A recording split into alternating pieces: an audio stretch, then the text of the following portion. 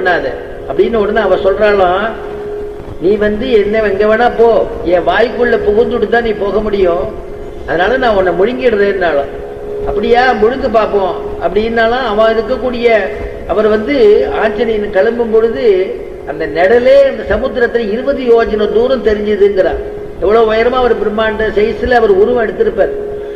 அந்த மாதிரி அந்த உருவத்தோடு இருக்கும் பொழுது இவ வாய் திறந்தா, இவ 30 யோஜனை தூரம் திறந்தா, ஆஞ்சநேயன் 40 யோஜனை தூரம் வளர்ந்தார். அடுத்தது 50 யோஜனை தூரம் திறந்தா, 60 யோஜனை தூரம் இப்படி வளர்ந்துட்டே போனார். அவர் 100 யோஜனை தூரம் வாய் அப்படி பழந்தா.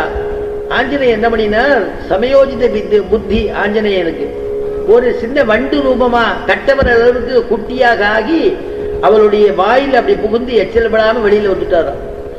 உடனே அவன் சொன்னா, அப்பா என்னுடைய நான் எதை கேட்டேனோ அதை நீ தீர்த்துட்ட, என்னிடத்துல வாயில புகுந்து வெளியில வந்துட்ட, நீ வெற்றிகரமா போயிட்டு வா அப்படின்னு. இந்த சுரசைய கூட இந்திரன் அமைச்சு வச்சதுதான்.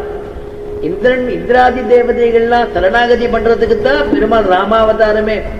ஆச்சரியமான அஸ்வமேத யாகம் பண்ணும் பொழுது அஸ்வமேத யாகத்துல இந்திராதி தேவதைகள்லாம் பிரார்த்திச்சுக்கிறா, ராவணனால எனக்கு உபாதைகள் எனக்கு தாங்க முடியல, நீ மண்ணுலகத்துல மனிதனாக அவதாரம் பண்ணி ராவணனை வதம் பண்ணணும்னு பிரார்த்திச்சுக்கிறா இந்திராதி தேவதைகள்.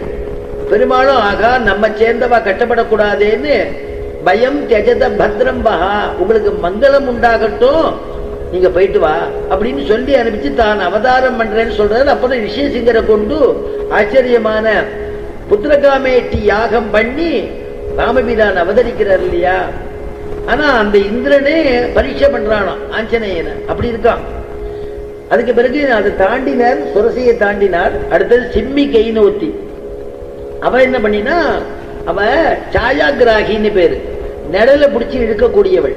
அப்படி பறந்துட்டே இருக்கும்போது நிழல பிடிச்சி இழுத்துட்டா அந்த நிழலுக்கு யாரு உடையவாளோ அவளுக்கிட்டக்க வந்துடுவாளோ. அந்த மாதிரி சாயாகிராகின்னு பேரு. அவளையும் ஆஞ்சநேயன் வதம் பண்ணினார். வதம் பண்ணிட்டு கிளம்பி ஒரு தரியா இலங்காப்பட்டினத்துல போய் அங்க லம்பம்னு ஒரு சிகரம், அந்த சிகரத்துல போய்